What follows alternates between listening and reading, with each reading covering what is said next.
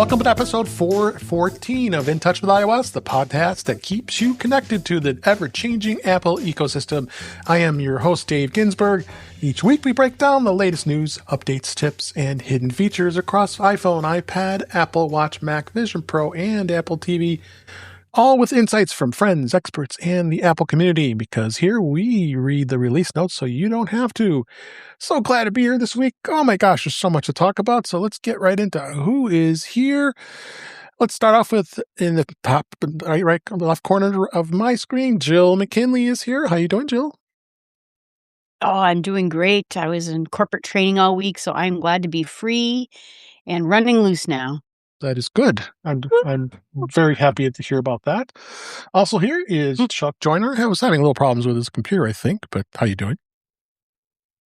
I was having problems with somebody else's computer, not mine. Okay. I'm good, Dave. I'm good, but I want to ask Jill, since she's now had corporate training, is she ready to corporate? Recording in progress. Yeah. I am. I am now ready. Okay, good. Well, glad we clarified that. I'm glad we did too. Also here, Marty Gensius. Thank you for being here. How you doing? Pretty good, surrounded by thunderstorms and lightning. Yep. But I figured this way, if I get struck by lightning, I needed to exfoliate anyways. Okay. Well, glad you stay safe, because those storms have I sent them over to you because they were here earlier. So, also here, Eric Bolden. What is your bird or fowl for the week? Ringneck duck is today's bird of the week, or birds, I guess. Yeah. Well, hope you're doing okay. Glad you're here. Oh yeah, and good week. Just under the wire, so glad he made it. Jeff Gambit, how you doing, Jeff?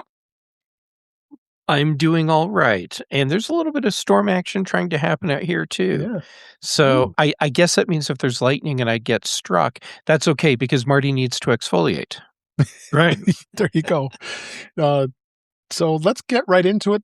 We are actually going to talk about every single Apple OS there is, because there was at least one or two things, some 35, which we won't go all through them, that happened this week because Apple did the mass release of all the updates to the OSs. We'll start off with In Touch with Vision Pro, because Apple did release this week the fourth update to the visionOS 26 operating system, and this is 1.5 months since 26.3. It is downloaded, as we all know, as a Vision Pro user, to the software update option and install it. And it's good to even explain how that the Vision Pro needs to be removed, and there is a software progress bar available in the exterior eye display. Everybody knew that, right? You can't see the progress. You got to look real close, and it's kind of faint, but yeah, you could see it. So this release, the notes that say that includes bug fixes, security improvements, along with improved spatial audio and 8 new emoji characters. Very important, those eight emojis, as well as. And that's about it. It's follows some enhancements. It's got they have to have support for the AirPods Max too. So the 8 emojis are the orca, the trombone, the landslide, ballet dancer, and distorted face. I might be using that a little bit. Distorted face. And it's also, which of course is available on the emoji keyboard. The spatial audio does start faster in familiar spaces by remembering the acoustic properties of rooms you've been in before. So do we do it? We got that up. We've been beta testing it, all three of us, and I don't think anything else much that you guys, I assume, updated to the final version, and no problems, right? Mm-hmm. Nope. No problems. All smooth. Good. So very smooth. So there wasn't much else to talk about of Vision Pro this week. So let's just dig right into the beta this week. Well, there isn't beta because iOS, iPadOS, tvOS, watchOS, even HomePod, which we're going to have some fun talking to Jeff about, because I know he's got some thoughts about some of the updates. The updates that were released this week. So Apple did release iOS 26.4 and iPad 26.4. And you've got new emojis, just like Vision Pro. You've got the playlist playground. I'll talk about in a minute. I did play with that, and I'm thoroughly impressed. And it just was 6 weeks after iOS 26.3 and iPadOS 26.3. It does add a new thing in the Apple Music feature called the Playlist Playground, which uses AI to generate playlists for you based on text prompts. You can ask for moods, feelings, occasions, and more while making a request. So what I did was I actually went through and I said, give me some rock and roll, or give me some hard rock, or give me some metal. And it did a pretty good job, and it created a playlist of about 15 tracks. And I was pretty impressed that I was able to do that in Apple Music. So that was kind of cool as well. And the other thing that they've added here with the playlist, it does your description complete with a title, description, and a track list. So it creates its own description for you. I have to remember which one I did. I can look it up while we're talking. But it was a very cool thing to see. And let me pull this up real quick so I can see what I did and go to library and playlists. It was like the 70s, 80s, 90s, 2000s rock, because I said just go throughout the span of what was on there. So, and then I did for Chuck, I did a heavy metal one, and I think the last song I listened to was from Jekyll. So it was pretty good. I was pretty impressed to what it added. And yeah, here it is: rock anthems from the 70s to the 2000s, and then heavy metal hits, and it said Megadeth to Metallica. So you had some and I just that's all I did is ask for that. And yeah, you got Korn, Disturbed, Rage Against the Machine, Rob Zombie. So all those fun artists that Chuck knows and loves. I thought they for sure would pick Kicks, but they didn't. But no, that's not metal, Dave. Okay, that's not metal. Okay, it's not metal. Okay, no. All right. So you've got offline music recognition in the control center, which will identify songs without an internet connection, and it delivers results automatically when you're back online, which is awesome. Ambient music widget for sleep, chill, productivity, and well-being brings curated playlists to the home screen. That's a new thing. Some accessibility changes, including reduced bright effects setting and that minimizes bright flashes when tapping on elements like buttons. Subtle caption settings are available through the captions icon while viewing media, and lots of other enhancements. We talked about emojis, and freeform gains some advanced image creation, and mark your reminders as urgent from the quick toolbar. Or by touching and holding and filter them as well. Purchase sharing, we did talk about this, that now you finally can now let adult members of a family share, use their own payment method when making purchases. I hope, Marty, you're going to set that up with your kids so they can so they can start paying for that stuff, right? But yep. It was so it was quite a long list of new features. Has anybody tried any of this stuff yet besides me and the Apple Music? Marty? The thing with me is I just constantly update whenever an update comes in. And if I'm on beta, then it updates the beta. Mm-hmm. If I'm on developer beta, it updates the beta. And I don't know to try these things until I listen to a show like this. So then I can go back and take a look at it. Okay. I actually have my music playlist open trying to muck around with it. It's hard to find because when you go into the music, you actually have to go in and when you're going to create it, you open up no, it's not the song. You have to be in a playlist, and then there's a plus. Invite people to join it. There's like a little button you can push to create the playlist, and then it gives you the spot to type it in. So it does. Mm-hmm. It does. It's not too. It's kind of. It could be a little more visible, I think, but it's pretty cool. Anybody else try anything in iOS? Oh, Chuck, did you update yet? Yeah. In iOS, yes, okay. I did. But I really haven't had a chance to play with anything. Okay. Yeah, I know. I waited till this afternoon to do it. It came out Tuesday, so that's the past week as we record. Yeah, so I didn't. That's really fast for you, Chuck. Yeah, it is fast. Yeah, it is. You're absolutely right, Jeff. You're absolutely right. Anybody else? I did try. Try anything? Yeah, I tried it.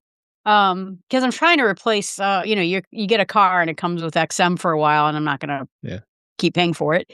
And so I was hoping it was actually going to create like an AI radio station, I guess. And then when I saw it was like 15 songs. And I was like, well, it's not exactly what I was kind of looking for in a playlist creator, but It it sounds did the job. it sounds to me like this isn't as powerful as the AI playlist options in PlexAmp. Yeah. Mm. Yep. Yeah, I gave it a try though, and it gave me a prompt already filled in for morning coffee to pretend to be in a coffee shop someplace with whatever music was playing. And that kind of worked. I mean, I will always listen to exactly the same song or same playlist again and again, unless I go somewhere else and hear something I like. So it worked out pretty well. There were one or two things I had heard before. Everything else was something I don't remember ever seeing or hearing before. So I'll get a chance to kind of listen through, see what happens. And when I get done, I'll create a new playlist and I'll give a chance to discover some new things, which is, I'm assuming, their whole purpose. Yep. Well, everybody seems interested in music here, so there was an article here about what this new design was done as far as albums, playlists, and more. We just talked about the playlists. That does have a new full screen design debuts here with 26.4. So for the albums and the playlists, so now you have a full screen for the playlists. And when you're viewing an album or playlist in an updated music app, you'll notice that the track list adopts background color. It complements the artwork. It's not always exact, but rather a color that pairs well with invokes the artwork for the album or the playlist. Here's kind of the one it looks like here is people watching your live, and the updated profiles available across systems such as podcasts and TV include shortcuts to related to your Apple account, such as the ability to add funds. They put that within Apple Music as well as other apps. So there's some nice new designs here. So we won't go too deep into this, but it's pretty cool to see that they've done some pretty good enhancements. But you're right. I mean, I think the playground's got a bit of work to do before it comes to that. So, but the biggest thing with this update, and which I'm going to completely recommend everybody that's listening to make sure you do update to 26.4, is the security release notes here. This has got some pretty serious ones, addressing a total of 35 vulnerabilities. That's crazy. That's a lot of vulnerabilities. Not going to go through all of them here, but one of the things here really stand out is the stolen device protection bypass. This is the biggest one. It allows somebody with physical access to an iPhone to bypass biometrically protected apps using only the passcode, even with stolen device protection enabled. So that means apps gated by the required Face ID option, which users can enable by long pressing the app icon, still could be accessed using just the device's passcode. And it was broke a little not too long ago about this. So that was a big problem. The other one was a local attacker could access your keychain. That's a problem. That's a whole, not a whole lot of details on this at all that they said, but Apple says that a local attacker could gain access to a keychain items due to insufficient permissions checking. Of course, we know what keychain does: stores your passwords, encrypted keys, and tokens, and more. So that's a pretty serious flaw. Your mail privacy settings may have been working, and then the hide IP address and block all remote content may have applied to all mail content. So if you had those logged in mail, there's a chance that your IP address wasn't hidden from senders. So a bad month for WebKit. A lot of there was 7 total with WebKit, including same origin policy bypass and content security policy bypass. It is a bug that allows malicious websites to process restricted web content outside the sandbox. That's that's the last one. It's particularly concerning. But the takeaway really was, yeah, this is crazy. I mean, this is a lot of bugs. I'm glad Apple's squashing them. But I think it's unusually high for bugs. What do you guys think? Jeff, what do you think of this? It's a lot of bugs. But at the same time, it's not surprising. We're dealing with operating systems now, and it's not just Apple. It's across the board. Operating systems that are so complex that you'll spend forever tracking down all the bugs. So yeah, no surprise there. The big concern, it's the security patches, right? And finding a security bug that would allow an attacker to gain access to your keychain. That's horrible. Yeah, that's serious too. It's serious. I'm glad that the only passwords that I have in keychain are for Wi-Fi networks. Yeah. So I guess I'm sticking with one password. Yeah. So for sure. Anyhow, do these updates right away. Yes, please. For security, if nothing else. Anybody else have anything Chuck, to add? I'm talking to you. Watch your security. Anything else you guys would add? I know Jeff's picking on me, but I agree totally from the security standpoint. Yeah. I guess you have to measure that 2 days ago, give or take, you were vulnerable. Okay. And so is one more day going to make a difference? If there's even the hint of anything potentially going wrong. I mean, you got to balance it out. And that's why I'm often hesitant just to jump right in. Yeah. It comes out at 10 p.m. and by 10:03, I'm not installing it, but a lot of you guys are. Mm-hmm. Yeah. I want to see how badly you crash and burn, if you do. Apple's gotten a lot better about this, and so it really hasn't happened for a while. So maybe my thinking is just a little outdated. On the other hand, the number of exploits, the number of attacks that are out there is just get used to it, guys. This is the way it's going to be. It is. There's I think it's important to always go on like a podcast or a video cast and announce that you haven't yet put the security updates on. Fair point, Marty. Fair point. So if I get next hacked, time, lie, Chuck. Well, if I get hacked, it's Jeff's fault because he singled me out. Thanks, Jeff. How did you track me down like that? Yeah. I mean, what? Yeah. I run the betas of all of the devices, and the Shure M88 microphone, MV88 microphone does not work in 26.4 on iOS. Wow. On any device, but it still works in 26.3, and that was the big bug that I had. And I was like, I'm not going to upgrade on those devices because I want that microphone to work. But now you're like, well, security? Microphone. Yeah, and you can't. It's kind of crazy. The mic won't work. That's weird. Yeah, it doesn't even recognize it as a mic, but it does on the 26.3 devices. Yeah. Who do we hold guilty for that? Do we hold Apple? Apple, for sure. Apple. Yeah, I would hold Apple guilty for that. Yep. If the mic required special drivers to operate, then I will blame the mic manufacturer. That's Shure mics. That is not sure. Weather Bucket just said clearly the most important update is the orca emoji. So he's no. What about Bigfoot? Yeah, that seems like an important one. That was a big one. Yeah. One last thing I wanted to mention here is the Apple Podcasts. This is exciting for us content creators. We talked about this at length during the beta testing. So it does have now video podcasting capabilities in the Apple Podcasts app. The feature uses the HTTP live stream HLS to provide podcast creators with unprecedented control and monetization opportunities while also providing a high quality viewing experience. Showing on the live stream here how this looks here.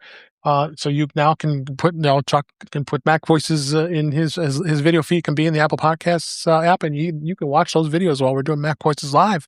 So that's pretty cool. And you can switch between watching and listening to shows, and with the videos are able to be downloaded for offline viewing. Smooth playback with HLS regardless of the network connection, so videos will work on Wi-Fi or cellular. Apple says that the new video episodes will integrate with existing podcast features, including personalized recommendations, editorial suggestions, and new category options. So that's cool stuff. We talked about it. Chuck, you think you can explore any of this? Yeah, I will. I mean, I'm going to try. There's really no downside to it.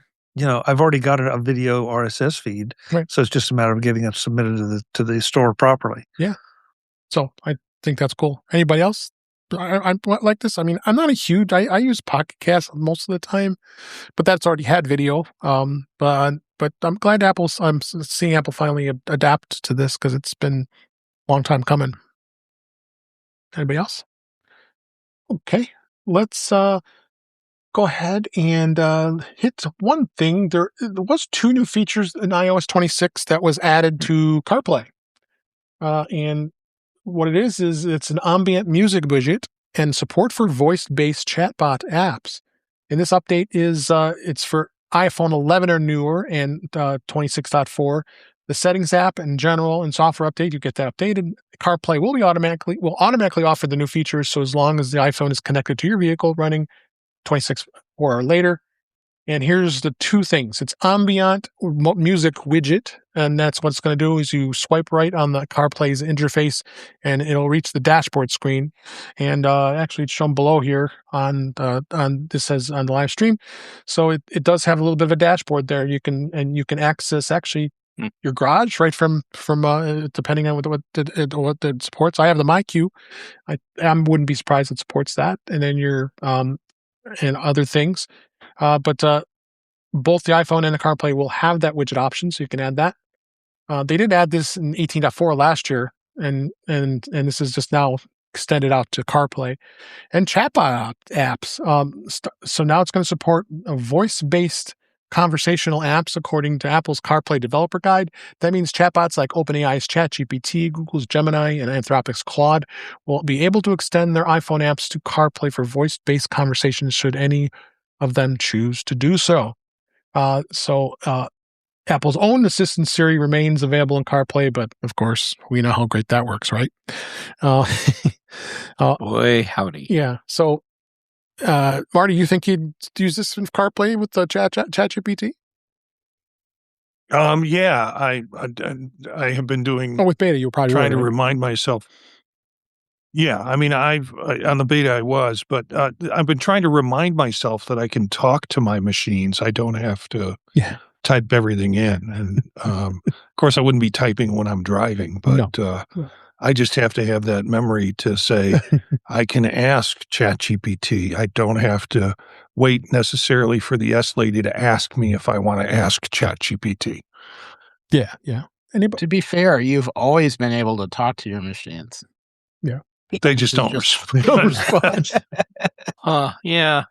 Well, a side note, I've been having a lot of interesting conversations with the A-Lady lately because of the way it's changed with the Alexa Plus, and it's interesting. Man, she gets feisty. I got into an argument with her over time zones because I wanted to know what time it was in this part of the country, and I knew she was wrong. Yeah. So I asked her again, but he gave me another wrong answer, and I confronted her on it, and she kind of sheepishly apologized and said she would pay more attention to that in the future. Yep. And I don't need to raise a kid. I've already raised 2 kids. I think she passively aggressively blew you off. Yeah. But I do use ChatGPT in my car. I talked a little bit about it during my presentation last year at MacStock. Through a widget, it has a widget with ChatGPT, and you can use that widget to talk directly to ChatGPT. However, this is needing required apps for the apps to be updated, and so far none of the apps have been updated, and I'm waiting for that to happen because this will be easier to deal with than the widget, which tends to be a little laggy. And Witherball get agreed because you were already using it in your car. I was. Yeah. So, all right. There are a couple more things I'll mention here real quick. The Apple Creator Studio has got some enhancements in iOS, and here are some of the things. The Freeform has now a new feature in iOS 26.4 and macOS 26.4 and iPadOS via Creative Studio. That it's going to have some features later this year as well, which is including AI image creation tools, advanced editing tools, and premium content library. So they're extending this out to iOS as well. which is pretty cool. It makes me more excited to be using the Creative Studio. I'm still in the trial period, so I'll obviously decide when I'm going to continue to pay that subscription. But that's about it with iOS. So let's talk a little bit about watchOS. It now has got, it was released as the fourth major update to watchOS 26. It was about a month and a half after 26.3. And of course, we go through the download process, which is you go to general software update on your watch, or initiate an update in the settings app on your iPhone, or you can do it from the watch itself, which sometimes I usually do that. Or usually what I do is I go from the iPhone app and initiate it. This, of course, has the emojis as well as bug fixes, and there's some enhancements. It does, again, they're adding support to Apple AirPods Max 2. The workout type icon on the workout app is now lets you start a workout with a single tap. And I have a question about that. Sorry to interrupt. Yeah, no, let me go to you. Go ahead. Has anyone tried the single tap to start the workout thing? And has it worked for you?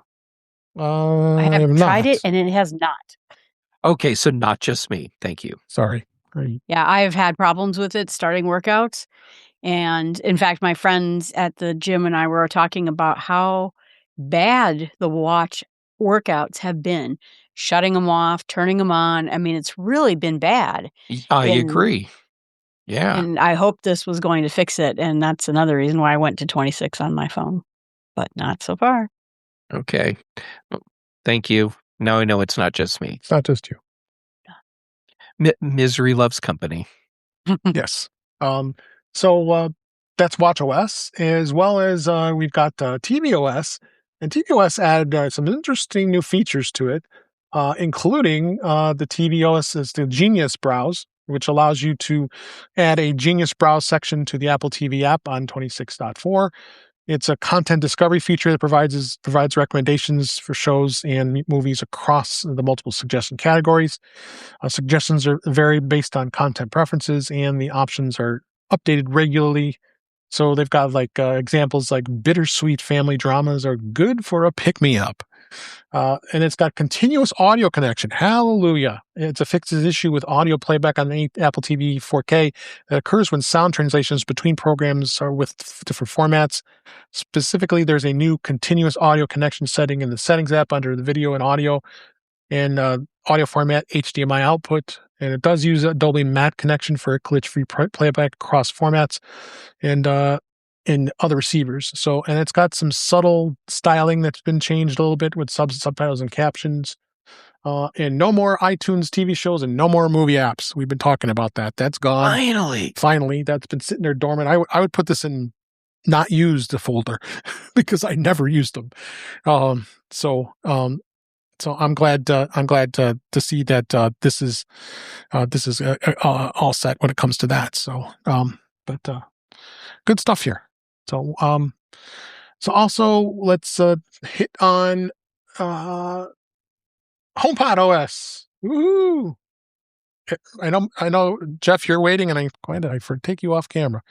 Here you go. No, I get it. Whatever. It's fine. Better off just get in place here. So alongside all the other updates and Mac, we'll talk about in a minute here. The HomePod software has been updated. The update comes about a little bit a month after 26.3.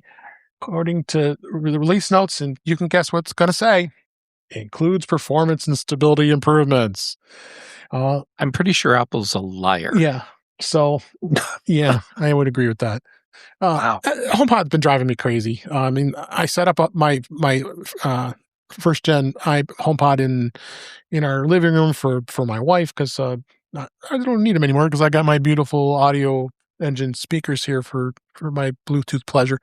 So, just trying to get it converted over and connected, and then the sound doesn't set up right in the Apple TV and trying to connect to it. So it's been tricky, but for the most part it works. But anything you can say, Jeff, that's standing out that's still a problem? I haven't noticed any difference yet, but we haven't had this update that long. Right. So let's check back next week. problems that I've had before still exist, like being near the HomePod. It's actually right there, and telling the S Lady to do something. This HomePod doesn't even listen, or it listens and does nothing. And the 2 HomePod minis in the bedroom, way over there, they respond and they do something. It's weird. Yeah. Do you find your HomePods are directional? So if you turn around and face the other HomePod, does it then respond better? No, but that's a great question. The one thing that I haven't experienced since I did the update, but it's an intermittent thing, so we'll see if that continues to not be a problem. I can tell the S Lady via HomePod to turn on a set of lights, and sometimes it will just completely fail. Other times it will say, "Is this Jeff?" And what it wants me to do is authenticate on my iPhone, even though you don't have to. Yeah. And yeah, so it's been inconsistent with its replies for a simple command like turn on the living room lights. Yeah. That hasn't been a problem since this update, but yeah, let's see if I'm saying that next week. Yep. But I had a problem with my bird's music shutting off randomly. So he has playlists that play and the music just stops. And I start it up and every once in a while it just stops. And that hasn't happened since the update. But again, too new to know whether or not it's fixed or just not enough time. Yep. Yeah. And the biggest problem that I see is that HomePod has been consistently not performing at the level that we expect from an Apple product. Yep, that's right. Yep. Chip, what do you people do to your HomePods? Simple things like say, play a playlist or play an artist or turn on the living room lights. Jeff, I have never, since initial setup, of course, I have never once had my HomePod ask me to confirm my identity on my iPhone. It's weird, but you don't have to. You just keep telling it to do the thing it's supposed to do, and it'll keep saying, "Is this Jeff? Is this Jeff? Is this Jeff?" And if you say yes, it'll say, "You need to authenticate on your phone." But if you just keep giving it the command without replying to, "Is it whoever?" then eventually it does the thing. Or it'll do the thing and it'll say, this is taking too long, even though the lights have been on for 30 seconds. And Yeah. Is this a hardware, operating system, or home app issue? Well, I don't think it's hardware. Because I've tried the hardware in multiple places and like it hasn't made any difference for microphones. And I can get the same issue. It doesn't matter which HomePod it is. As far as operating system versus home software, that's a good question. And with the way Apple has developed this, I don't know if that's a distinction that applies in this case, because the whole HomeKit thing is operating at the system level. So I guess that's a long-winded way of saying I don't have a good answer for you. Yeah, I don't know how you would tell. I couldn't possibly know. What is it? My network? Is it the device? Is it the operating? I have no idea. Cletus has an answer for you. He did something. You did something to your HomePod. You did something. Cletus may think that, and my response to that is I deny everything. I'm going to make counter accusations and say Chuck did it. Also, I demand video proof. I think you should do electroconvulsive therapy on your HomePod and see if that fixes the problem. Hold on, I'll be right back. Oh my gosh. So do you have any issues with devices that are slower or faster? Because after I had to replace my Nest thermostat, I can't remember who I got, but whoever I got, it's home compatible. So I routinely ask, what is the weather today? What is the news? And and all of the HomePods will go back and forth and decide who wants to answer me, and then I'll get an answer. And then a good 15, 20 seconds later, the thermostat will give me the same answer. It obviously isn't fast enough to realize it's already been answered. It's just chewing on it, and then it comes back and says, "Oh, yeah, here's your answer." It's like, yeah, that was so 2 minutes ago, but You have the Internet Explorer of smart thermostats. yeah, That's a good one. exactly. I have not had that problem, but now that you've said it, I'm betting that my HomePods have heard, and they're like, "Ooh, that's a new one for us to try." Yeah.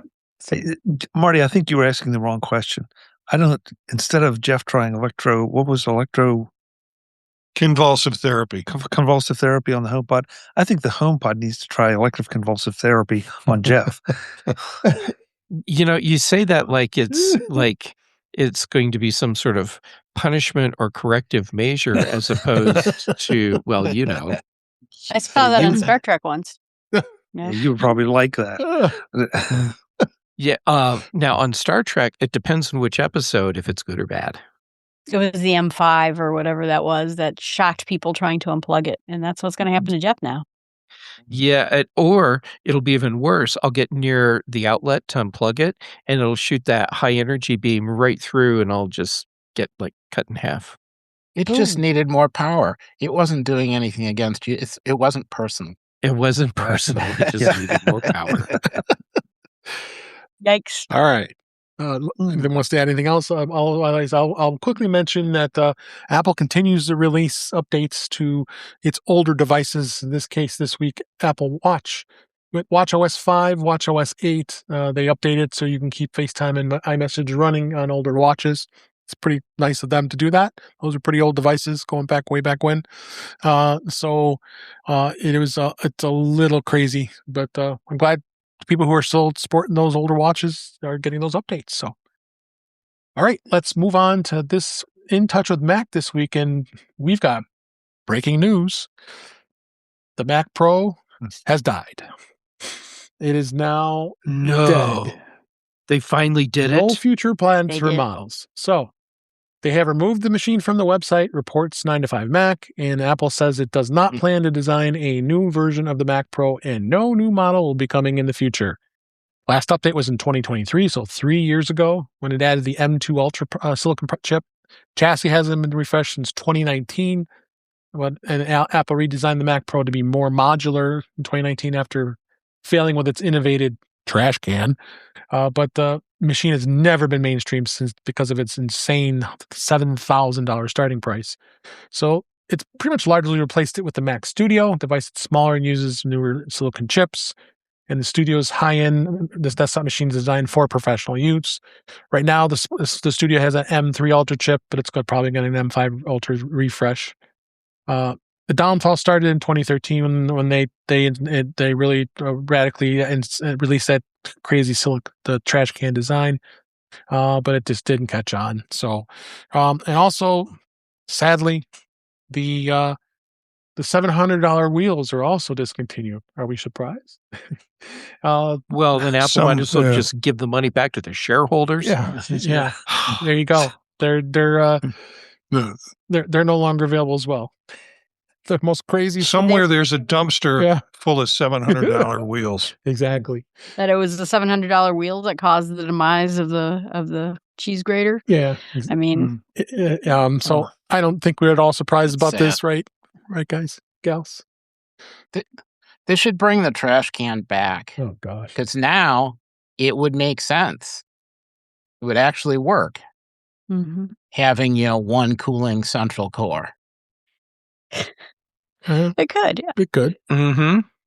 I always thought it was a Pixar thing. Like I said, when I was a Windows user, I always, heard about Pixar and studios and these power users of Apple using those Macs. And did they stop? Is there no more Pixar using Apple machines, or are they just using Mac Minis? I mean, you would want a bigger, better device with more cooling and more you would things, think. you know.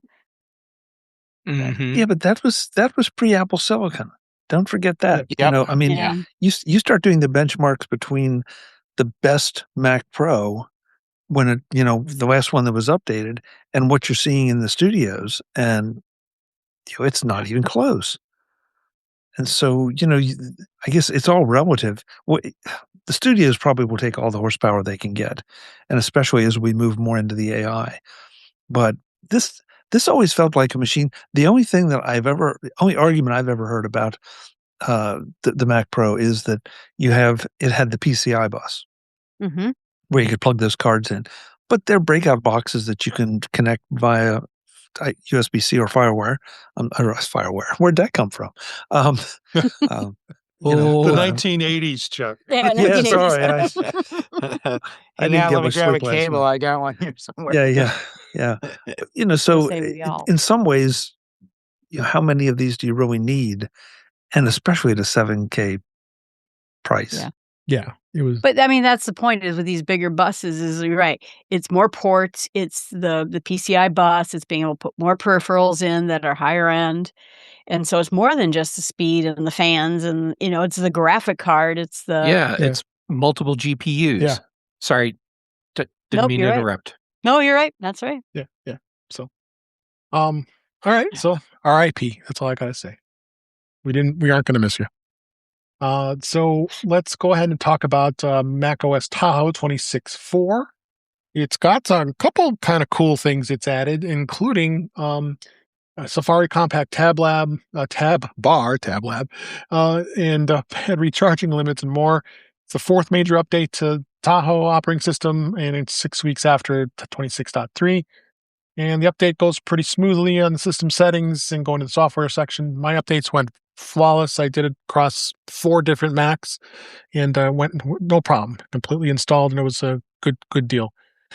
So it does have, as I said, if you want a slimmer down look along with a new charging limit feature on the Mac, you can set a maximum charge levels from 80 to 100%. It also gives them the emojis we'll be talking about.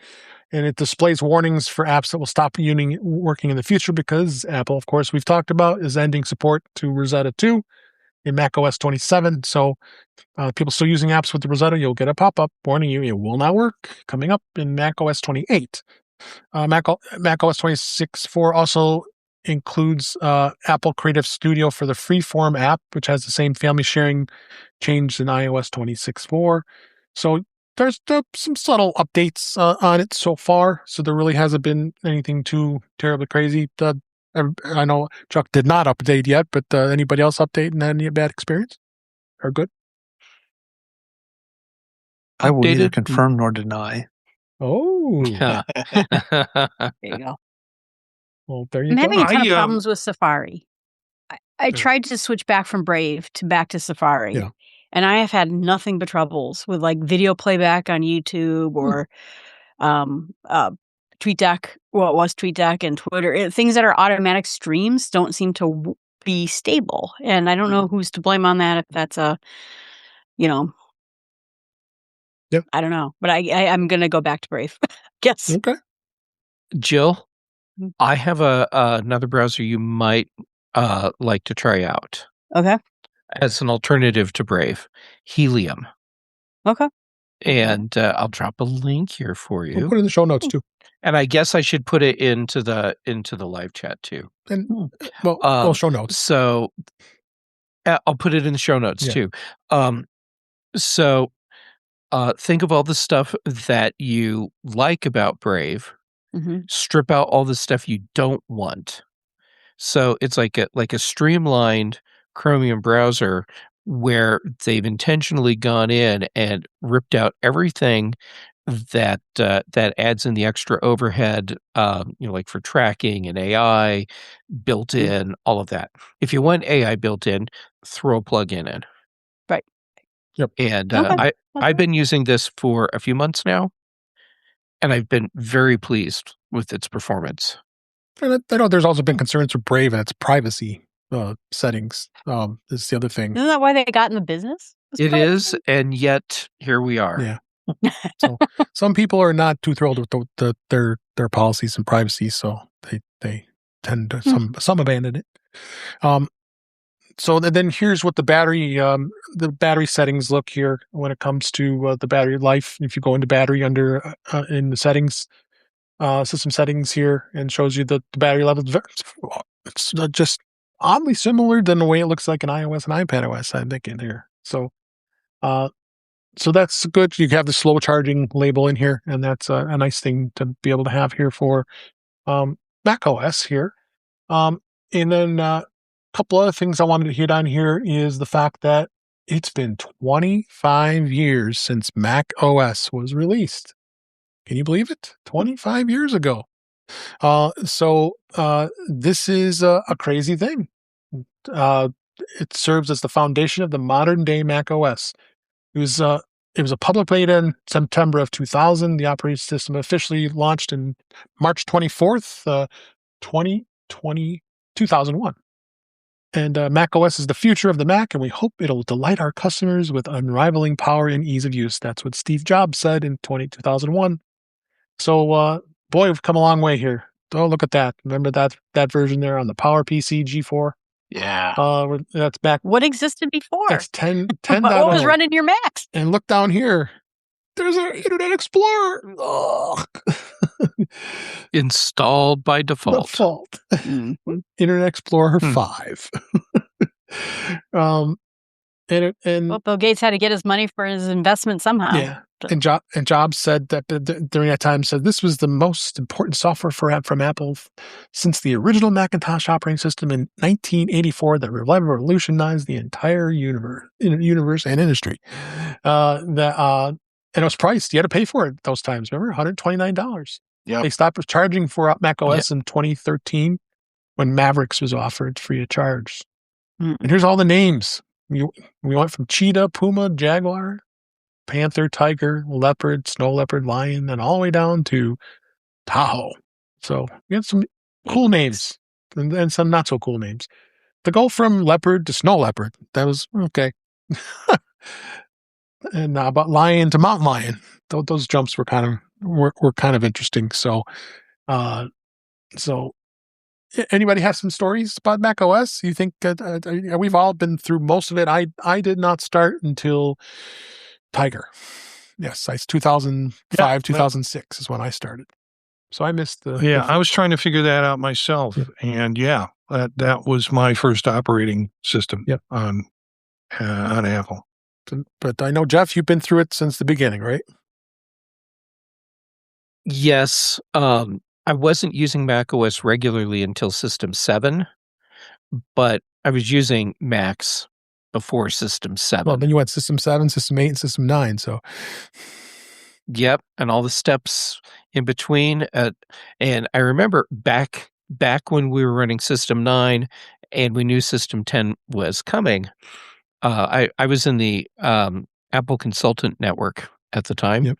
And so we were getting the pre-release versions of macOS 10, and Apple was going to start implementing certifications for people in their consultants network, which was a really smart thing to do. Mm-hmm. Mm-hmm. But so we had to have a very good understanding of how OS 10 worked before it ever shipped. And so a bunch of us consultants in the Front Range, we would get together like every week or so, and we would do study groups together to learn everything we could about OS 10 and what we needed to know from the Unix command line to be able to do things. And it was cool because it felt for the first time in a long time like it did back when macOS was new, and when we were playing with like ProDOS on the Apple II, and it had that fresh, unexplored frontier feeling back then, and it was a lot of fun. Yeah. And then it rolls out, and everything is horribly broken. There's features that are missing that needed reworking. Jill, can you imagine using a computer with a commercial operating system where you actually can't print? Yeah. No. Yeah, it was that'd Good be tough. times. It was, printing towel, even when I started supporting him 2008, 2009, printing was brutal. It's gotten a lot better, but Chuck, you have any memories of Mac OS that you want to throw in? Boy, the changeover that we're talking about here, celebrating. I mean, it was a major thing because everybody obviously was so comfortable, and this whole concept has resonated down through the years. Everybody gets comfortable, and then things change radically, and everybody complains, and because it's never going to be a fully baked OS. That you're going to have to go through some development. And I remember people just fighting it tooth and nail, trying, I don't want to upgrade. I don't want to, I don't want. And then they'd find a feature or two that just finally tempted them over. And then they would complain. But unfortunately, the old system was a dead end because it was what it was. And they had bolted so many things onto it that and a lot of great ideas, but it just I'm glad that Steve was at the helm at that point. I'm glad that the visionaries, the folks that were really looking ahead, because in some ways, yes, and I'm not just beating on my favorite whipping boy, but this is something Microsoft hasn't done real well. It has not managed the OS transitions. Think about how many OS transitions, macOS transitions, Apple has managed. From Intel to PowerPC to Apple Silicon, Rosetta's helping create the bridge. It really is kind of amazing what they have been able to do with comparatively little pain. Yeah, I mean, yes, there's some pain. There's always going to be pain, but it has kept us going. And look what we have now compared to what we had then. Jeff says you are having some mug flashbacks, just so you know. Yeah, probably so. Yeah. Probably so. I found that to be funny. Anybody else?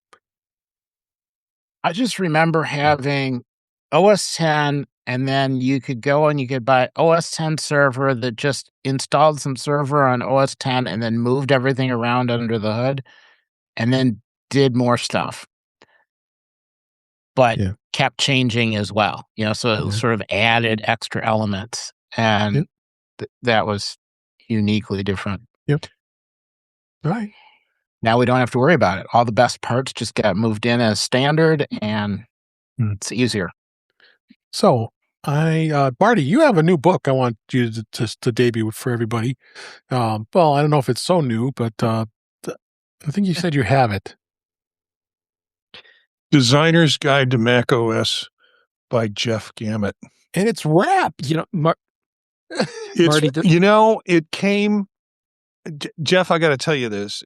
I didn't expect this. I expected it to be a used book from some reseller that was, beaten up enough, but at least I could open it up and enjoy it. This thing is shrink wrapped. I know. I swear to God, it's got to be brand new underneath it. And like my Deanna Troy action figure, I plan to keep it in. Keep it wrapped as he froze. It's first off, I'm amazed that you're able to find a copy for sale, and then to find it brand new. Well, look at that picture. I mean, it's vintage, but look, I'm just a little boy. You look like a 14-year-old ready to go to prom in this. Pretty much, yeah. That was what 2006. My hair was still red. Yeah. Well, yeah. Well, the fact that you found that and it's shrink wrapped, I just think that's absolutely amazing. Yeah. Well, here, it's still on Amazon for you, and they want $79 for it. I know there was other places. I actually, because I wrote it. Yeah. Well, I'll admit this book was $30, and I did buy it. Let's see if I get it, but because I have to have this collector's item. Wait, you did buy a copy too? Yeah. It's not going to be for mid-April, but I think I paid $17 for it. So I paid a little more, and then shipping on top of it. But no, shipping was free. We have been looking for a copy of this, and I had tried a couple of times, and Amazon was like, "Yeah, we'll charge you for it." And then it's about a week later, they said, "It's not coming. We're going to return what you paid." And I thought, these are just maybe dead links on Amazon, and I'm never going to see this book. And then I tried it one more time, and it said, "Yeah, you'll receive it sometime in March." And I was like, "What?" And I forgot about it, and then it arrived a couple of days ago, shrink wrapped, brand new. And I don't want to open it for that reason. So I'm missing the insides. Yep. All right. So Dave, if you get your copy before Max stock and it's not shrink wrapped, will you bring it so that Marty can see the insides? Of course. Got to see the insides. So I still have the original proof copy from press, which there were no changes because that wasn't going to happen. So I do have that, and so I could bring that so you could see the insides. It was like catching the great white whale. Once you caught it, the thrill is gone. There's part of me that's like, no, I don't really need to open it at this point. This is catch and release. No, I get it. I can appreciate that, and the fact that you got it, the fact that you went through the trouble to do all the sleuth work that you had to do to find a copy of a book that I wrote, 20 years ago? Yeah. And you got it, and it's mint condition. How does that even happen? That's just amazing. And the weather bulletin says it fell behind the shelf in the warehouse. That's why he got it. No, it's not even dusty. It's not like, it looks like it came fresh out of a box of these books. Okay. So had I known there was going to be renewed interest. Oh, we're celebrating you. That's book. why we did it. It's been 20 years since you wrote that book. Come on. That's quite an I would have held on. Anniversary. Yeah, I still had like 15 in a box. You threw them away. Yeah. I did. I recycled them. I was just carting this box of books around. They were just taking up space. You could have sold them for $79 a piece. I know. What is wrong with me? I failed. It's a return on investment over 20 years. Yeah.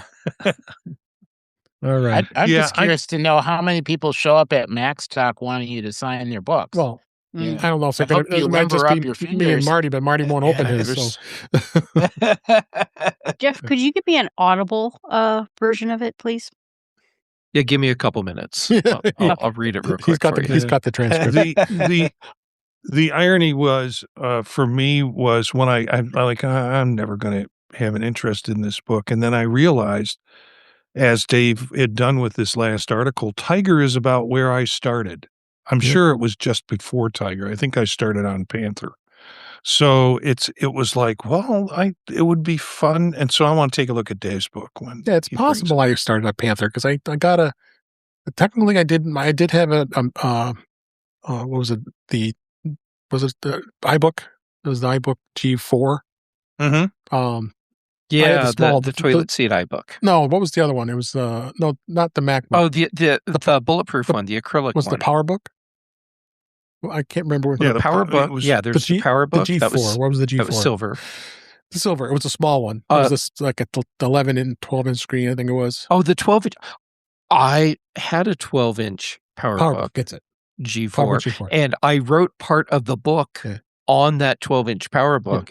And a couple chapters in, I'm like, this isn't going to cut it anymore. My friend gave it to me. So I had to go buy. He already upgraded. So. Yeah. But then I had to go buy a new PowerBook just so I could finish the book. My first official Mac was the white MacBook, the Intel processor. So I started on Monterey. Yeah, that's right. You were, but you're happy to be where you are. All right, real quick here, briefly. Hey, Dave. Yes, go ahead, Dave. Mm-hmm. just before you leave, I'm afraid that we may have missed the point of that whole discussion, because Marty started out by saying he's keeping that book in shrink wrap like he does Deanna Troi. I know. I was thinking. You guys, that joke went right over your head. Yeah, no, It seemed totally reasonable to me. Didn't everybody do that?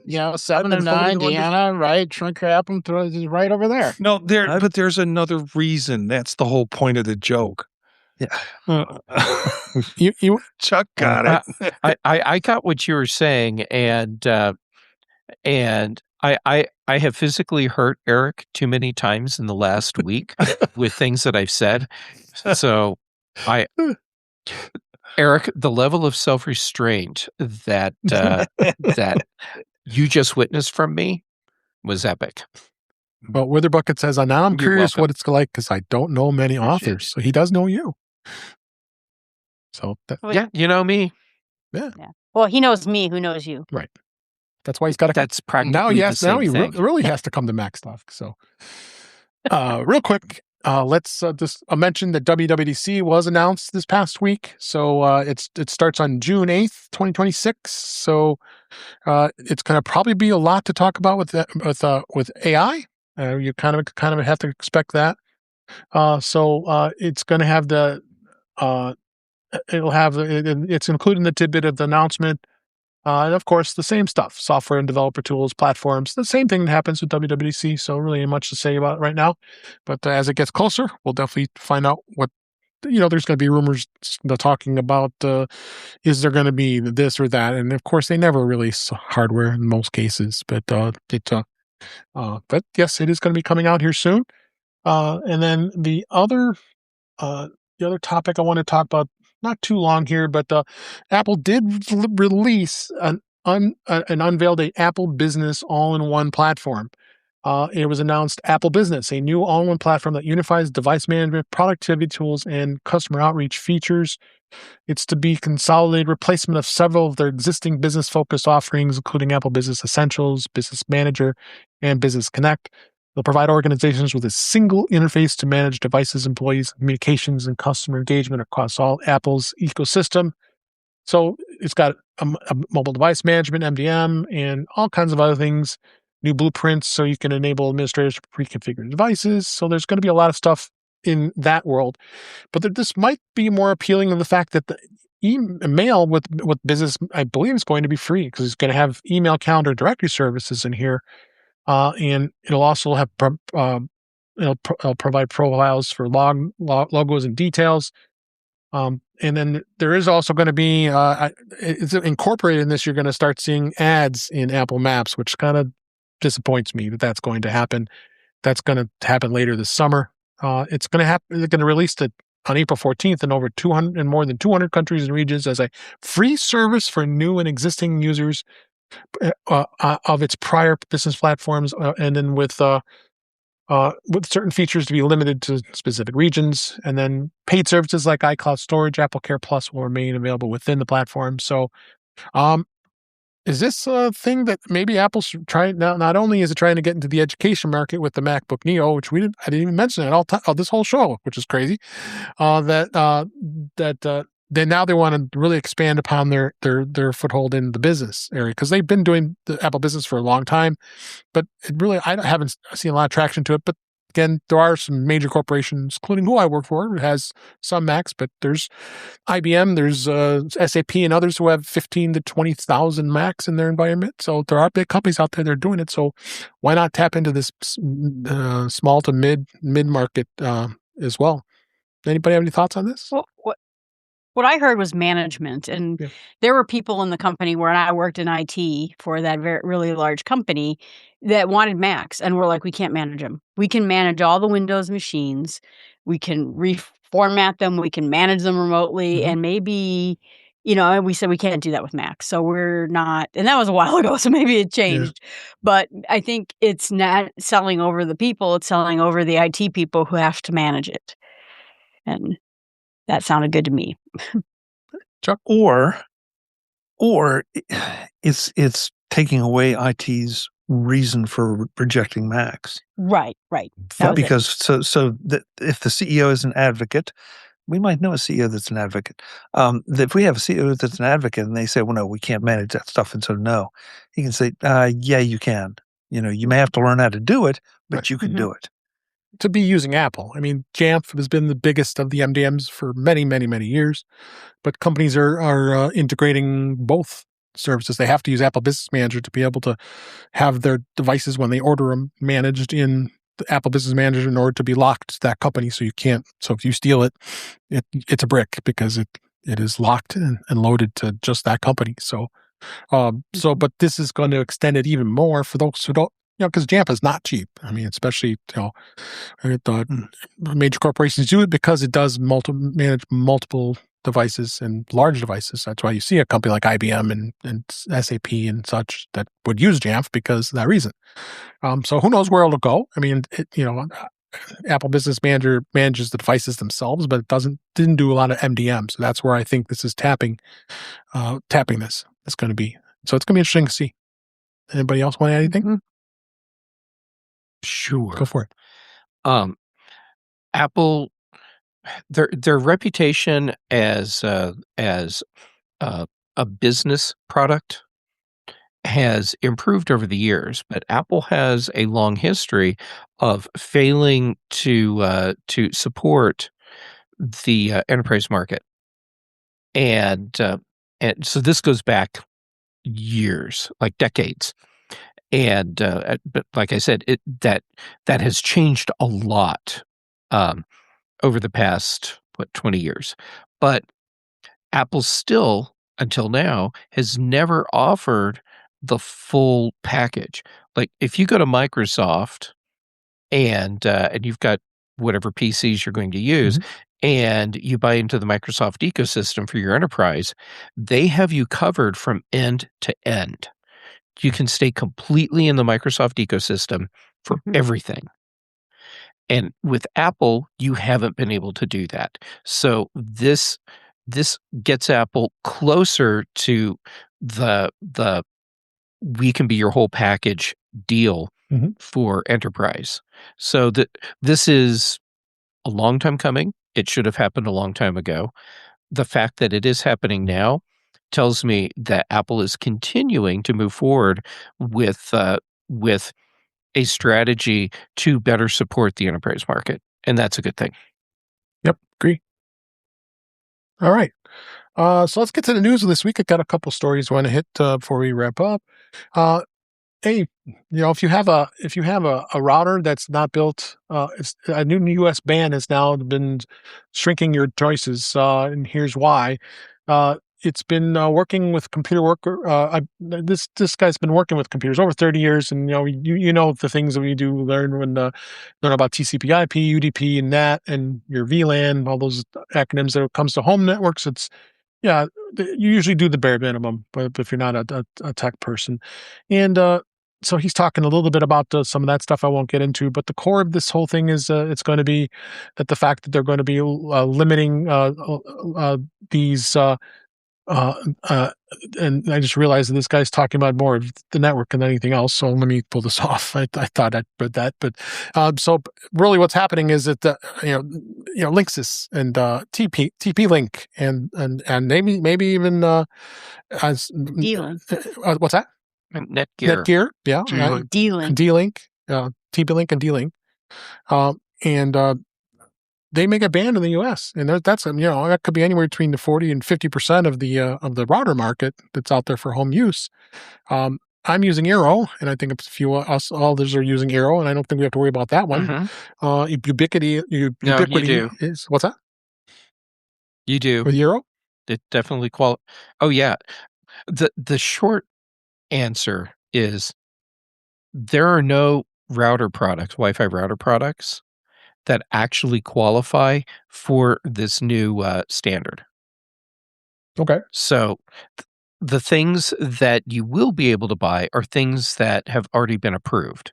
So everything that the U.S. government is saying, oh, this is bad, you can't use these. That's the stuff they're saying you can use, but they're also freezing it. So that's where it stops. So we don't get the new technology as it rolls out in the United States. unless a company can design and manufacture the product in the United States.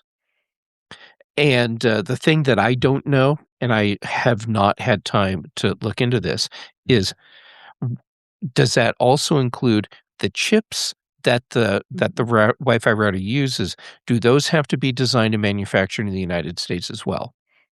If that's the case, then We're doomed. that's it.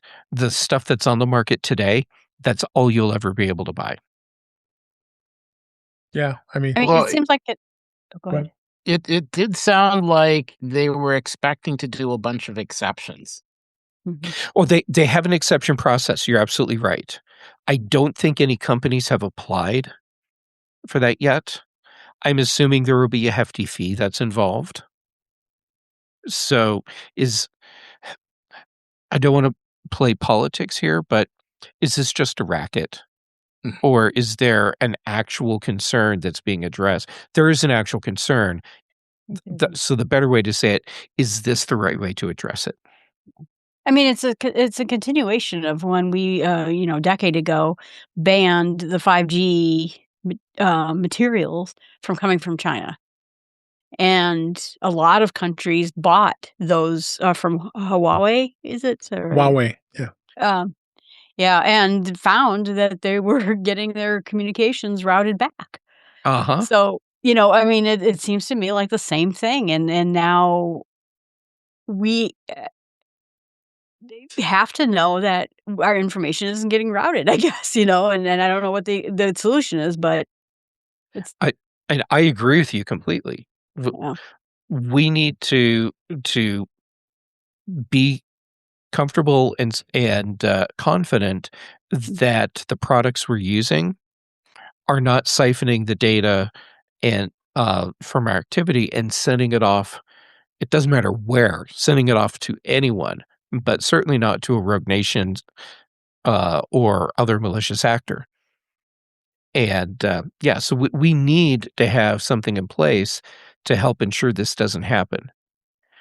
The problem that I'm seeing here is that it doesn't seem like this actually fixes the problem. Just freezes it. It freezes it and leaves the existing problem in place. Mhm. Yeah, I just used ChatGPT. I don't know if Marty did it, but it's talking about all the, like we just talked about, Huawei, ZTE, Hitera. These are all Chinese, China Mobile. Yeah, I'm going to use that. And all those, and they said specifically banned or restricted as the Huawei, like we just talked about. And then TP-Link has got to be a future ban. This probably is not current yet because I haven't been able to find a current list as of yet. But they're saying safe so far. But I don't know about ASUS. That'd be another one that potentially could get might potentially be. How can TP-Link be safe? Yeah, it's a U.S. company. It's Japanese. Its products are China. manufactured overseas. Yeah. It's hard to say. So this is definitely a story that's developing, as I guess we should say.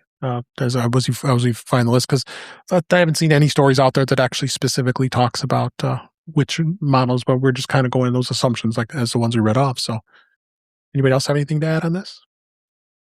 Yeah, it also sounded like if you're a government agency that you might be exempt from the rule. Yeah, which seemed to be that would be the place where you wanted the rule. So a lot of this makes no sense at all. Yeah. So, all right, let's talk a little bit about the Sora app that was part of the AI in ChatGPT. I know Jeff has some thoughts on this. So OpenAI said it's ending its support for the Sora AI app just 6 months after it initially launched. We are saying goodbye to Sora, to everyone who created with Sora, shared it, and built a community around it. Thank you. What you made Sora with making Sora mattered, and we know this news is very disappointing. They didn't give any details into why it's being discontinued, but the company said it plans to share more soon, but including specific information of when the app and API will be shut down, and it's going to free up resources. So When it launched at the end of September 2025, it gained viral popularity and it was downloaded to more than 1 million times just in a week and a half after launch. And it was a top free app in the App Store, but they were getting criticisms because of all the deep fake videos featuring celebrities, both dead and alive. And the company stopped allowing users to create videos featuring celebrity likenesses or voices without express consent. Yeah, how are you going to stop that? So it's gone. And Jeff, what's your thoughts? I have a feeling you're asking me because your you've posts. already seen my thoughts online. Yes. I thought you'd be a good person to start with. All right. The fact that they're not saying why they're discontinuing this, considering the popularity, it can't be because there aren't enough users. And the Sora features are still going to be available if you are a paying subscriber. Mm-hmm. So the only people that actually lose the ability to use the Sora generating tools are people that don't have a subscription. All right, so 6 months of frenzied use, shut off, available now behind a paywall. I'm not saying this is what happened, but this sure looks like a really great way to gather a ton of digital facial data on as many people as you possibly can without having to like beg people to hand over that information. And that can be really useful if you're trying to build more realistic generating tools for creating people. So, not saying that they put this out there just to get people to give them data. I'm also not saying that. That was the thing on Reddit. Everyone's like, you're not using our data, right? You're going to delete it, right? You're going to remove our faces, right? And I'm like, did that say that in the user agreement you signed when you got it? No, it does not. Yeah. Meta has done similar things to gather data from people, and OpenAI, Meta, they're not the only companies that have done something like that. And like I said, I'm not saying that's what OpenAI was doing, but it's just a thought. Yep. Anybody else? All right. So, anybody like The Studio, the show that was on Apple TV? It was with it was what I'm having brain cramp. Seth Rogen. Yes. It's season 2 is now currently filming. That was a big hit. That was that show was a lot of fun. I don't know if anybody watched it, but it is going to be out, and they're going to have some interesting guest stars, including Madonna, Donald Glover, and Michael Keaton. There'll be many more. So it definitely also going to have Martin Scorsese, Zoe Kravitz, Olivia Wilde, and Adam Scott, and Anthony Mackie, Zac Efron, and many more. So it can be endless possibilities to show. So I think it's going to be a lot of fun. So that's out this week or coming out. It's coming out soon. It's being filmed as we speak. So check that out. A lot more, always great content on Apple TV. And then for those of you who have T-Mobile, the new every year they've done this for the last 10 years. T-Mobile's free MLB.TV subscription is returned for 2026. So you just got to get into the T-Life app and grab your code and subscribe. It's a $149.90 value through the T-Life app. It allows you to it allows you to be able to get up all the live games. Well, there's always going to be that catch because you can't watch games for your local teams. I think I remember correctly, our friend Ben would say about this, that where he lives, that he couldn't see a Minnesota Twins game, a Milwaukee Brewers game, a Chicago White Sox game, or a Chicago Cubs game because of his region, because he was able to get those teams in close proximity where he is. Whereas it only affects me with the Chicago Cubs, Chicago White Sox. But Marty's safe because other than the Cleveland Indians and the Cincinnati Reds probably too. that he can't see those. But yeah, that's the only drawback to this. And I wish that rule would go away with the blackouts. I mean, this is not the old times that they're worried about you not watching, but who knows? So. Well, they want you to buy the ticket, right? They want you to go to the game. They'll sell the tickets. That's not a problem. Yeah. I know. Especially at Wrigley Field. So, and that's great. And that's one of the most popular giveaways that T-Mobile does every year with NT Life. I think they say well over 1 million people have subscribed to that because of that great deal. So that tells you a lot of baseball fans out there. And then finally, we'll talk about Netflix. Netflix is increasing their prices again. And then yeah, it's getting more expensive again. The streaming giant has just now rolled out new pricing for all of its streaming plans, with the premium plan hitting at $26.99 a month. So it's standard with ads is $8.99 a month. That's $1 up higher. Standard with no ads is $20 a month, $2 a month more, and then this premium is $2 a month more. And so if you don't want to see ads, and the cheapest Netflix plan now is $19.99. And for 4K content, you're going to be looking at nearly $30 a month. So another reason why, Jeff, you no longer a Netflix subscriber, right? I unsubscribed after the last price increase. It didn't make sense for me anymore. Yep. Didn't make dollars either. And to see another price increase this quickly after the last one, it's like they don't want to have customers. Right. I mean, I get what they're doing. They're trying really hard to push people into Netflix with commercials because they can make a lot of money there.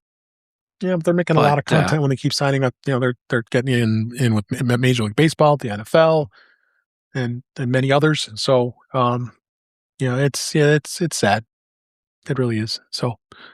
And they just bought, I don't know if you heard this, but they just bought Ben Affleck's AI Hollywood studio thing, and they lost Warner Brothers.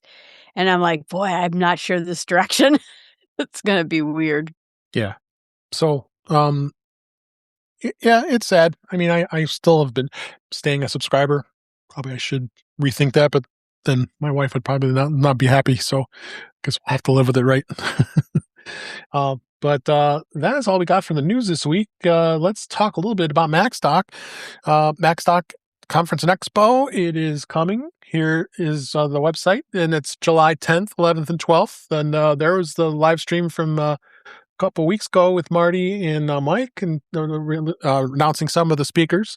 So Marty speaking, I'm speaking, Chuck and Jeff and Jill, everybody here. Well, not Eric, but he's going to hang out with us anyway. But Eric will be there. He will be there. So everybody on this Eric's panel, like our handler. Is going to be our handler. Yes. So. Well, we'll probably still do a Vision Pro thing somewhere. Oh, we have to. Yeah. Well, we'll see. And it may be a 10th anniversary of the show too, but we'll see. So as of today, 104 days left. That's getting scary now because we have to start working on our presentations here pretty soon. Of course, Chuck, you're going to be doing the Road to MacStock coming up, and I know you're starting those up pretty soon here. So we'd love to have you there. And it's again, you also have another bonus that Mike Potter was able to partner up with MacStock, and the Ecamm Live is going to be there with Doc Rock and Katie, and they're going to be doing a creator camp, which is going to be an added bonus. So it'll be for 4 days. So on July 9th, you will have a full day with Creator Camp, learning all about Ecamm. And if you're a podcaster or a creator, it's an absolute bargain for the $100 extra to be able to do that. So, so you can do it for 4 full days if you do that is a separate cost, or you can just go with the 3 days that we're hanging out with everybody here on the weekend. That's July 10th, 11th, and 12th. It's at the Holiday Inn in Crystal Lake. And it's a great conference center there. We'll be hanging out. Where most, if not all of us, will be staying at the hotel and don't have to leave. And you can stay on site, or you can go check out the area.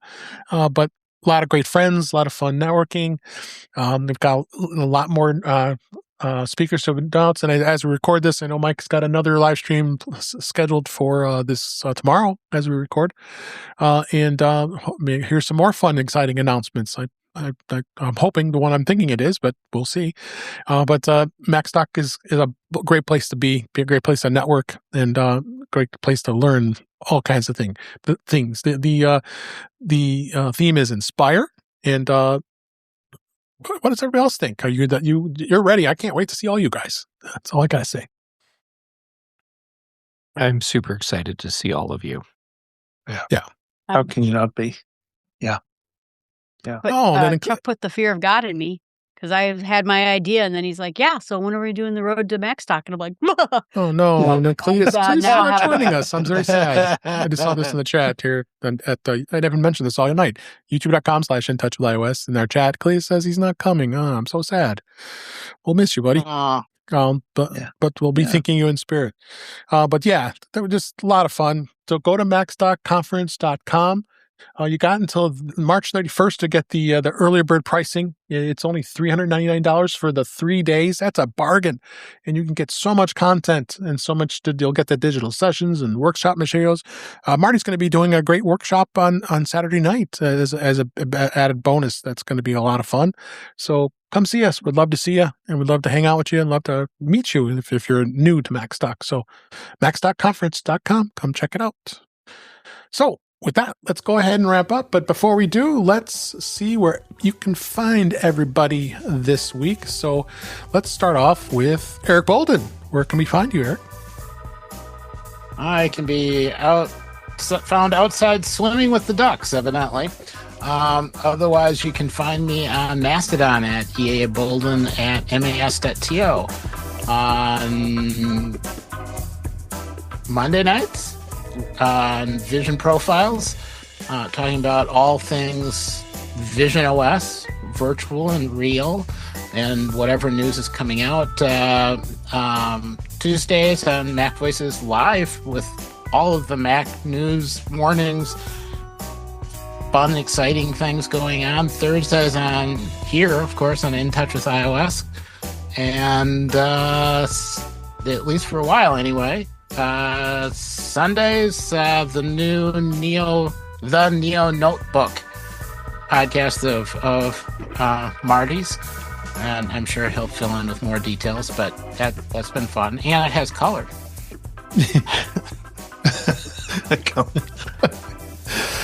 Oh my gosh. So thanks, Eric. Thanks for being here. So also, Jeff Gammett, thank you always for being here. Where can people find you? Well, thank you for always putting up with me and letting me join in. People can find me on all the social medias as Jay Gammett. Right now, most of my stuff is showing up on Mastodon, PixelFed, and Blue Sky. And then for shows, Chuck lets me join in on Mac Voices Live on Tuesdays. And here I am on In Touch with iOS. Then for the British Tech Network, The Big Show and The Mac Show, Brian Chaffin and I do The Context Machine, and Patrice Brendamore and I do Retro Rewatch. Thank you so much, Jeff. I appreciate it. Marty Gencius, it's always a pleasure having you here with us every week. Where can people find you? I'll kind of try to keep it short. Let's do Sunday night, though, because that's new. Yeah. With the Neo Notebook, Sunday night at 9 p.m. Eastern Time, we're covering news and thoughts about the new Mac Neo. And then Monday nights again at 9 p.m. Eastern with Vision Profiles. The rest of the shows that I'm on, Chuck's on Tuesday, and Here with Dave on Thursday, and the Mac Show on Friday mornings. And then other shows that I produce, there's a list of them. You can find it at thepodtalk.net. Thank you, Arnie. And Chuck Joyner, thank you so much for being here, supporting this show, and hanging out with us. Where can people find you? MacVoices.com, Dave. That's where you'll find everything. As you said, the Road to MacStock series is going to start very soon, and that means you'll get to hear from a lot of the people on this panel and a lot of others. The live show, as Jeff alluded to, is Tuesday nights at 8 p.m. Eastern at youtube.com/MacVoicesTV. Programming note, we're dark this coming Tuesday because of an unavoidable conflict that I have, but we'll be back the following. And on all the socials, you can find me as at Chuck Joyner. Thanks for having me. Thanks, Chuck. Appreciate it. And last but certainly not least, Jill McKinley, thank you for being here. Where can people find you? Oh, thank you so much. You can find me here. You can find me at jillfromthenorthwoods.com. That has all my podcasts, and a new one is coming out very shortly, as long as I stop getting sent off to training classes about AI for daily use. It's not going to be business or coding or anything like that. It's just going to be what can I do on a daily basis. So, all right. Thank you so much. Well, that's a wrap for this week. Please send your comments, questions, and suggestions to our email address, which is at feedback@intouchwithios.com. You can follow us on Blue Sky and Mastodon at intouchwithios. Support the show. Buy me a coffee at intouchwithios.com/coffee. We'd really appreciate it. You can become a patron of the show by going to patreon.com/intouchwithios. We have 2 tiers available to support the show. We would really appreciate it. Make sure you like, share, and subscribe when you are notified when we are live streaming, which is Thursday nights at 8 p.m. Eastern, 5 p.m. Pacific. Thanks to Cletus for being in the chat, and Witherbucket, and we think we saw Webb and Brian, a number of others. Thanks so much for being here. You can watch the live stream during that time, as well as watch the past live streams, as well as listen to past shows. You can subscribe to the show in our favorite podcatcher, including Apple Podcasts with the video. And we don't have video yet, but we will, maybe. Pocket Casts, Overcast, and many others. But better yet, go to our website, which is intouchwithios.com, where all the links to all the ways to listen to us are there. And I am Dave Ginsburg, and you can find me on the following podcasts. I guess I have to start on Sunday night, which is a brand new The Neo Notebook with Marty and Eric. And then that's Sunday night. Monday night, it's the Vision Profiles podcast on Mondays with Marty and Eric again, talking about Vision Pro. Mac Voices live on Tuesday nights, and Thursdays here. And then Fridays on the Mac Show on the British Tech Network. So I've filled out 5 podcasts a week here now. I'm almost getting as crazy as Marty, but I enjoy every bit. I enjoy every minute of it. So with that, thanks for listening. Thanks for watching. I hope you really enjoyed the show. We enjoy doing it. And then we'll